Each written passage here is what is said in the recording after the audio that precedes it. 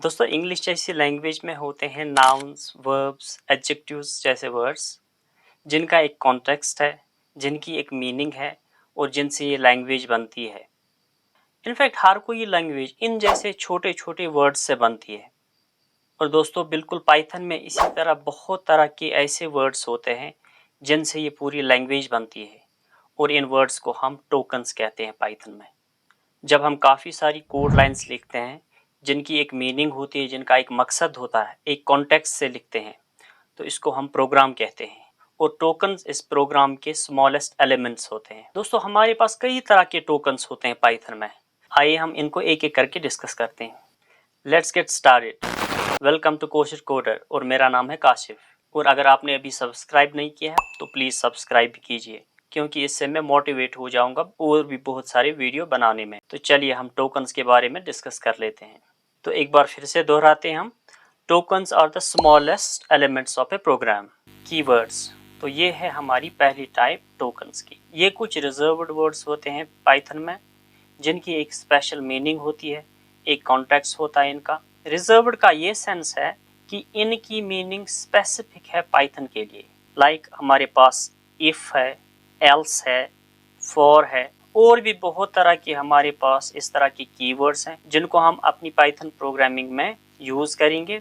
तो यहाँ पे ध्यान में रखना है, हम इनकी मीनिंग को अल्टर नहीं कर सकते हैं। चलिए आप कोड विंडो में देखें कि इसका क्या मतलब है, किस तरह से हम इनको यूज कर सकते हैं और अल्टर क्यों नहीं कर सकते हैं और किस तरह से ये रिजर्व्ड है पाइथन के लिए।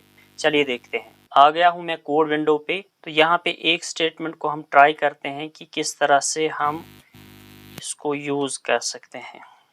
तो यहाँ पे अगर हम देखें, यहाँ पे इफ यूज हो गया, ट्रू यूज हो गया, प्रिंट है और ये एक state, this is a statement. अब हम देखते हैं इसको कि अल्टर क्यों नहीं कर सकते हैं। फॉर एग्जाम्पल यहाँ पे इफ है, इसकी स्पेलिंग को एक दफा चेंज करते हैं, IFF लिखो, तो यहाँ पे एरर आ गया, IFF इज नॉट डिफाइंड। तो ये है भाई साहब कीवर्ड्स का मैजिक। इसी तरह से एक ट्रू भी कीवर्ड है, अगर मैं इसकी स्पेलिंग को चेंज करूं तो यहाँ पे एरर आ गया। दैट मीन्स इसको भी हम चेंज नहीं कर सकते हैं। इसी तरह से मैंने बताया आपको प्रिंट भी एक कीवर्ड है, अगर इसको मैं प्रिंट एफ लिख देता हूँ, सी का, सी और C plus plus, sorry C में होता है printf, C plus plus में सी इन सी आउट होता है, यस सी में। तो यहाँ पे हम प्रिंट एफ लिखें तो एरर आ गया। दैट मीन्स हमें प्रिंट ही लिखना है। तो अब ये वाला स्टेटमेंट जो है, दिस इज अ स्टेटमेंट, मैं लिखूंगा this is not the statement, कोई फर्क नहीं पड़ेगा पाइथन को, क्योंकि इतना जो स्टेटमेंट है this is in our domain. और ये प्रिंट, ट्रू, इफ, ये कीवर्ड्स हैं, ये चेंज नहीं हो सकते, ओनली यूज कर सकते हैं। इसी तरह से हमने डे 1 पे एक स्टेटमेंट लिखा था, लाइक सम इक्वल्स 2+3। तो सम एक वेरिएबल है, इसमें मैंने 2+3 का एडिशन डाल दिया, ये एक वेरिएबल है, कीवर्ड नहीं है। तो अगर मैं सम की जगह ऐड भी लिखूं तो कोई फर्क नहीं पड़ने वाला, because this is a variable, this is not the keyword. लेकिन कीवर्ड को अगर मैं चेंज करने की कोशिश करूं तो एरर दिखेगा। तो this was all about keywords. अब देखते हैं हम सेकंड टाइप ऑफ टोकन क्या होता है पाइथन में। अब आते हैं हम second type of token in Python, that is identifiers. लेकिन उससे पहले मुझे और एक चीज याद आ गई कि अगर आपको चेक करने हैं कितने सारे कीवर्ड्स हैं पाइथन में, एक बार देखना है उनको, तो देख सकते हैं हम। यहाँ पे लिखूंगा हेल्प, हेल्प लिखनी है आपको, और यहाँ पे आप ब्रेसेस स्टार्ट करेंगे और कीवर्ड्स। अब देखते हैं रन करके, और ये देख सकते हैं हमारे पास पूरी लिस्ट आ गई कीवर्ड्स की। यहाँ पे पूरा लिस्ट, फॉल्स करके है, नन, ट्रू, ये सारे कीवर्ड्स हैं। इनमें से किसी भी कीवर्ड को आप एज अ वेरिएबल यूज नहीं करेंगे। Now back to identifiers. ये सेकंड टाइप है टोकन्स की। ये यूज होते हैं हमें आइडेंटिफाई करने में वेरिएबल्स को, क्लासेस को, फंक्शन डेफिनेशंस को, जिनको आगे हमें एक एक करके डिस्कस करना है। वेरिएबल का थोड़ा सा मैंने आपको इंट्रोडक्शन दे दिया है। ये टम्बलर मान लीजिए आप, ये एक वेरिएबल है। मेमोरी लोकेशन में एक जगह का नाम है, एक शेल्फ का नाम है, जहाँ पे हम किसी का नाम रखेंगे कभी, तो ये वेरिएबल होता है।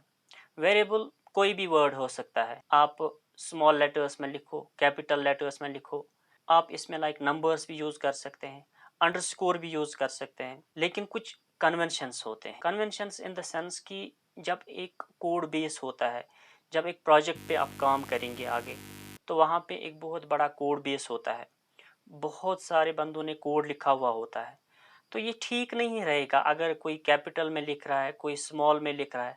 तो इसलिए हर किसी लैंग्वेज का एक कन्वेंशन होता है, वेरिएबल्स लिखने के लिए, क्लासेस लिखने के लिए, फंक्शन नेम्स लिखने के लिए। तो यहाँ पाइथन में भी हम एक कन्वेंशन को फॉलो करते हैं। किसी जगह हम पास्कल केस फॉलो करते हैं, किसी जगह हम कैमल केस फॉलो करते हैं। हम देखेंगे, इनके बारे में हम और डिस्कस करेंगे। फिलहाल आप ध्यान में रख लीजिए, लाइक ये A to Z इस तरह का हम रख सकते हैं, या A to Z small cases में रख सकते हैं। अंडरस्कोर से हम स्टार्ट भी कर सकते हैं और बीच में रख सकते हैं। लाइक हमारा लाइक माई एज एक वेरिएबल है, 2 वर्ड्स हैं, तो इस तरह से मैं रख सकता हूँ माई अंडरस्कोर एज, तो ये एक वेरिएबल नेम हो सकता है। या अंडरस्कोर एज, ये भी वैलिड वेरिएबल नेम है। या अगर मैं लिखूं लाइक एज 25, ये भी एक वैलिड वेरिएबल नेम है। लेकिन डिजिट से आप स्टार्ट नहीं कर सकते हैं, like you can not have 25 age, ये एक वैलिड आइडेंटिफायर नहीं है। और इसमें आपको एक चीज़ ध्यान रखनी है, जो भी कीवर्ड कोई होगा पाइथन का, वो हम एज आइडेंटिफायर यूज़ नहीं कर सकते हैं। ये चीज़ आपको ध्यान में रखनी है। तो यहाँ पे कुछ एग्जांपल्स हैं।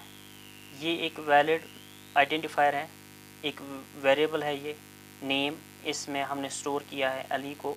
और ये एक वैलिड आइडेंटिफायर है अंडरस्कोर एज, और यहाँ पे एक फंक्शन है ग्रीट, तो ये एक वैलिड आइडेंटिफायर है। तो ये हमारे पास नेक्स्ट टाइप ऑफ टोकन है, दैट इज लिटरल्स। लिटरल्स हमारे पास बहुत टाइप्स के होते हैं, लाइक स्ट्रिंग लिटरल्स है हमारे पास होते हैं, numeric literals, Boolean, special type एक लिटरल होता है, और कलेक्शन लिटरल्स। बेसिकली लिटरल्स क्या होते हैं, जब हम कोई फिक्स्ड वैल्यू डायरेक्टली कोड में लिखते हैं, लाइक फिक्स्ड वैल्यू कोई पास करते हैं, लाइक यहाँ पे लिखूंगा मैं नेम इक्वल्स पाइथ please bear my hand right. तो इस तरह से यहाँ मैंने लिखा, तो मैंने फिक्स्ड वैल्यू एक नेम में पास करा, तो ये एक स्ट्रिंग लिटरल है। अगर इसी तरह मैं यहाँ पे लिखूं एज इक्वल्स 15, तो यहाँ पे भी एक फिक्स्ड लिटरल मैंने एज में पास करा, लेकिन यहाँ पे ध्यान रहे ये इस टाइम स्ट्रिंग नहीं है, ये न्यूमेरिक वैल्यू है, इसलिए हम इसको न्यूमेरिक लिटरल बोलते हैं। इसी तरह का और एक हमारे पास होता है बुलियन। बुलियन में हमारे पास 2 ही वैल्यूज, या होगा ट्रू या होगा फॉल्स। मान लें कि आप कोई रिजल्ट बना रहे हैं, तो एक कॉलम में स्टूडेंट का आपने रखना है कि फेल है कि पास है। पास कोई बंदा है, आपको चेक करना है कि एडल्ट है कि नहीं है, तो इस तरह का कोई प्रोग्राम बना रहे हैं। फॉर एग्जाम्पल, आपके पास एज वेरिएबल है ऑलरेडी फिक्स्ड, ये न्यूमेरिक स्ट्रिंग लिटरल है यहाँ पे 21, या फिर आप एज को इनपुट करा रहे हैं, तो आप लिखेंगे यहाँ पे इनपुट, यहाँ पे प्लीज इंटर एज, और ये एज वेरिएबल में आपका स्टोर हो जाएगा। और जो बूलियन हमारे पास होते हैं, इसमें 2 ही वैल्यूज हो सकते हैं, it can either be true और फॉल्स। तो इसके बाद हमारे पास और एक स्पेशल काइंड ऑफ लिटरल होता है, जिसको स्पेशल लिटरल ही बोला जाता है, और इसमें एक ही वैल्यू होता है, that is value equal to none.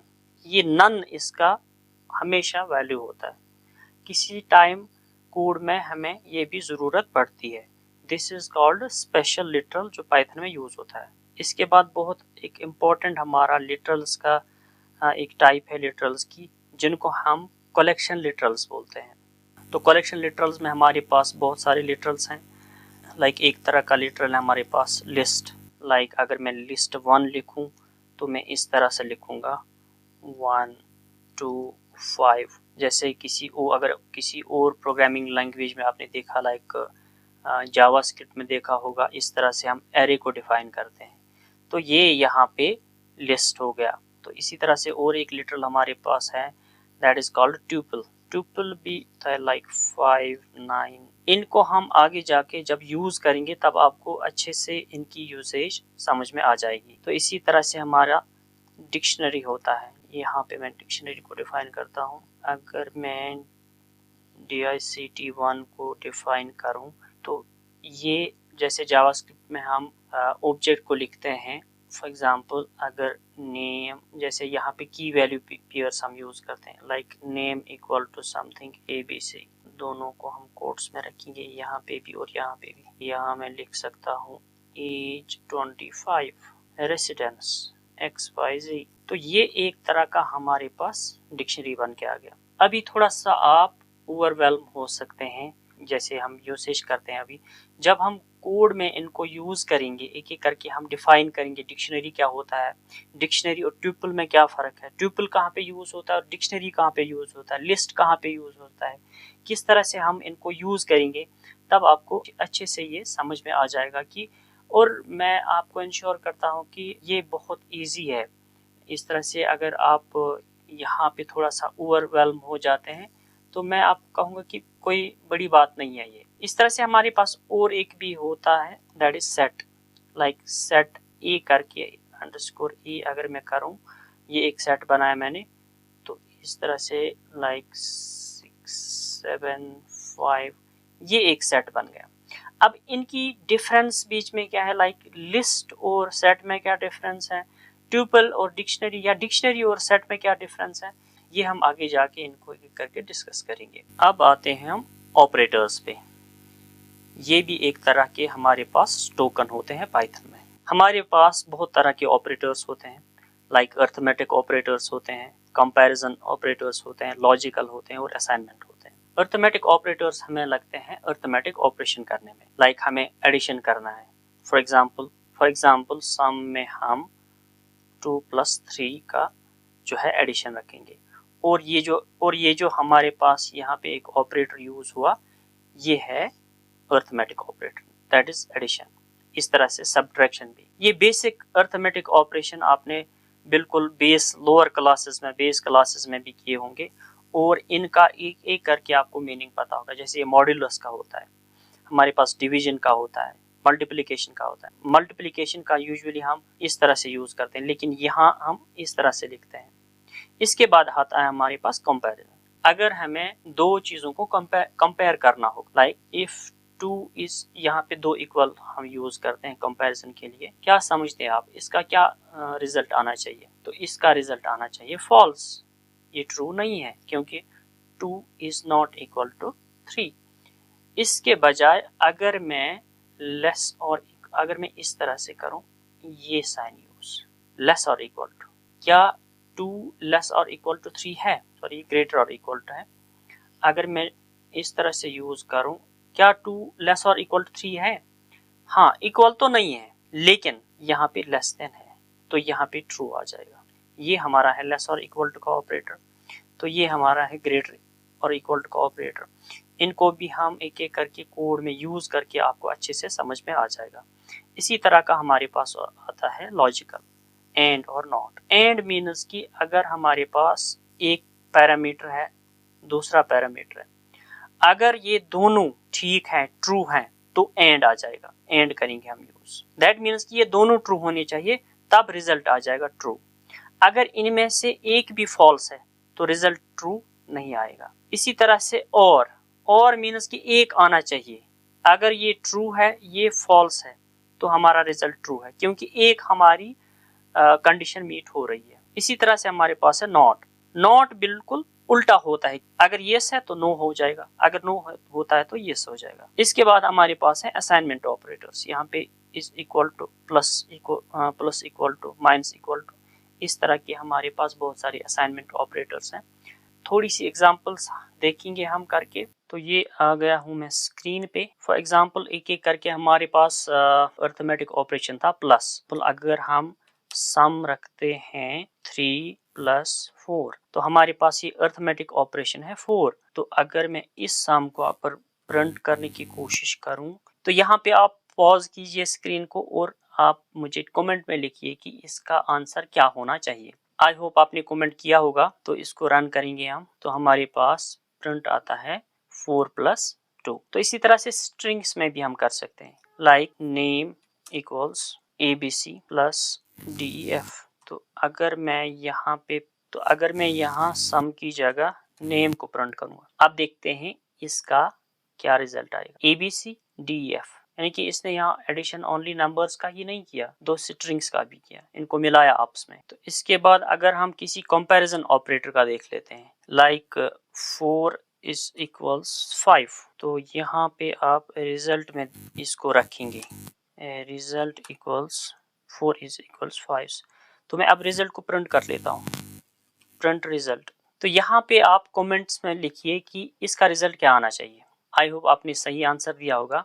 चलिए अब रन करके देखते हैं। फॉल्स है ऑब्वियसली, क्योंकि 4 इक्वल्स टू 5 नहीं है। अगर मैं इसको 4 ही रखूं, आप रिजल्ट क्या आना चाहिए, ऑब्वियसली ट्रू आना चाहिए। ओके, चलिए हम एक एग्जांपल लॉजिकल ऑपरेटर्स में देख लेते हैं। लाइक हमारे पास एक वेरिएबल है मार्क्स, तो बंदे के मार्क्स आ रहे हैं 65। मैं इस तरह से एक कंडीशन बनाऊंगा, if marks greater than 50 and marks less than 90, उस सूरत में आप क्या प्रिंट करो, ये ग्रेड ए है। तो हमारे पास 65 मार्क्स हैं, तो ये चेक करेगा कंडीशन कि 50 से अबोव है, यस 50 से अबोव है, ये कंडीशन हो रही है मेट। 90 से कम है, यस, तो ग्रेड ए आना चाहिए। अब अगर इस कंडीशन को हम फॉल्स करा देते हैं, मार्क्स ग्रेटर देन 50 नहीं है, यहाँ पे मार्क्स में रखूंगा 39, तो ये कंडीशन फॉल्स हो रही है। दूसरी कंडीशन तो ट्रू हो रही है, लेस देन 90 है, इस 39 is less than 90 but it's not greater than 50, तो ये यहाँ पे फॉल्स आना चाहिए। ऑब्वियसली इस टाइम यहाँ पे दिखेगा नहीं,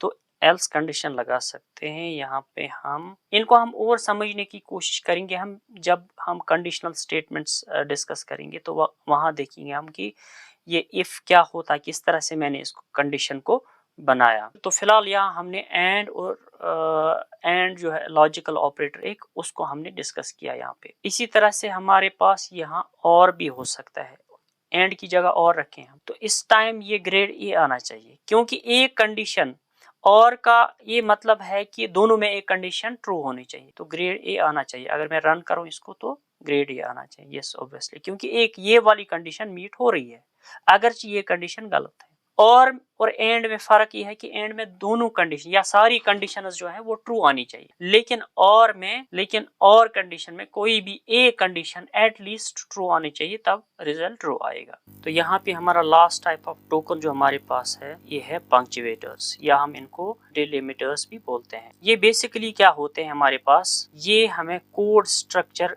करने में यूजफुल होते हैं। अगर हम पाइथन में देखें, यहाँ ज्यादा स्ट्रक्चर जो है इंडेंटेशन की मदद से होता है, लेकिन बाकी सारी लैंग्वेजेस में इनका काफी अच्छा रोल होता है। इससे पहले हमने इफ ब्लॉक का हमने एग्जांपल ले ली, हमने देखा कि मैंने लिखा यहाँ पे इफ मार्क्स, ये लास्ट में मैंने एग्जांपल दे दी थी, ग्रेटर और इक्वल टू 50, तो इसके बाद मैंने लिखा एंड मार्क्स लेस देन 90, इस तरह का मैंने लिखा था, और फिर मैंने कॉलन दिया। और यहाँ पे आपने नोट किया होगा कि मैंने यहाँ पे प्रिंट स्टेटमेंट लिखा। ये सब पाइथन में चलेगा, लेकिन इसके अगेंस्ट अगर हम जावास्क्रिप्ट में जाएं, तो हम पहली बात तो ये है कि हमें ब्रेसेस लगाने हैं कंडीशन, अगर ऑब्वियसली मल्टीपल कोड लाइंस होंगी, तो यह यहाँ पे कंडीशन आ गई। इसके बाद हमें ये स्टार्टिंग ब्रेस आएगी और क्लोजिंग ब्रेस आएगी, और इसके बीच हमें सारा अपना इफ ब्लॉक का कोड लिख। तो वहां पे भी हमारा ऑप्शन एक है कि अगर सिंगल लाइन कोड होगा तो हम इसको ओमिट कर सकते हैं, लेकिन मोस्ट ऑफ द केसेस जो है मल्टीपल लाइंस का कोड होता है, तो हमें इस तरह के ब्रेसेस में ही अपना कोड लिखना होता है। लेकिन यहाँ पे पाइथन में हमारा ये सब काम इंडेंटेशन की मदद से होता है। अगर यहाँ पे मैं प्रिंट जो है, तो यहाँ पे अगर एक टैब की स्पेस चली गई है, अगर इस प्रिंट को मैं यहाँ लिख लेता तो ये हमें एरर दिखा था। तो यहाँ पे हमने ये जो एग्जांपल की थी, अगर आप ध्यान में रखेंगे, मैंने यहाँ पे इफ स्टेटमेंट लिखा, मार्क्स ये वाला जो अगर आप यहाँ नोट करें, ये कंडीशनल स्टेटमेंट है। इसके बाद प्रिंट चला गया, ये इतनी स्पेस आगे चला गया, ये एक पर्पस से आगे चला गया। अगर इसको मैं इसके सिमत में रखूं, तो आप देखिए कि इसने एरर दिखाया, क्योंकि ये इफ ब्लॉक का कोड है, इसको बिल्कुल यहाँ पे रहना है, तब ये काम करेगा, अदरवाइज ये काम नहीं करेगा। तो यहाँ पे ये इंडेंटेशन काम करेगी। लेकिन ऐसा नहीं है कि इनका यूज ही नहीं है, हमें बहुत सारी जगहों पे इन पंक्चुएटर्स का काम, हमें बहुत सारी जगहों पे इनका यूज अमल में आ जाएगा। जैसे कि हैश करके ये हम कमेंट्स में यूज कर, लाइक मैं यहाँ पे अगर फिर से अपनी कोड स्क्रीन पे जाऊं, तो यहाँ पे अगर मार्क्स इक्वल टू 30, तो मैं इसको आगे कमेंट लगाऊंगा। तो ये थे सारे टोकन्स हमारे पास पाइथन में, जिनको हमने एक एक करके डिस्कस किया विद एग्जांपल्स। तो आई होप आपको मजा आया होगा। तो मिलते हैं नेक्स्ट वीडियो में। Thanks for watching, bye bye.